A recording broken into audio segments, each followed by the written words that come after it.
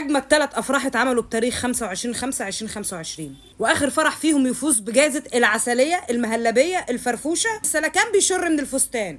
اول فرح وهو فرح الفنانه ستيفاني عطله، عملته باجواء مجنونه زيها. الدخله كانت عباره عن انهم بيلتقوا في بلكونه القصر وبيفكروا بعض هم اتعرفوا على بعض ازاي، غير الدريس اللي كان بيرفكت بيرفكت بيرفكت. تاني فرح كان خطوبه نور ستارز، ودي طبعا عملته في برج خليفه، وما ادراك ما برج خليفه. الكاش يعني الفلوس يعني المصاري يعني هلا وعبد الله، في ساري عربي ودولارات والامارات. فجاب لها 3 من المطربات، قصدي المطربين، على رأسهم نصيف زيتون. أجمد إطلالتين سارة الورع وبسان إسماعيل. فستان العروسة ما كانش حلو. بعد التكلفة دي كلها أحب أقول لكم إن المعازيم لما بتدخل ما بتدخلش ببلاش، حضرتك بتحاسب وأنت في الفرح. بيحصل في مناسبات مشاهير كتير على فكرة، بتدفع في العيد ميلاد، بتدفع في الفرح، لدرجة إن واحد من المشاهير المعازيم اتريق على طبق كانوا حاطينه قدامهم وقال 10,000 دولارات، طب ده فري. كان بيختار الطبق الفري عشان ياكله. أي معفن إحداث.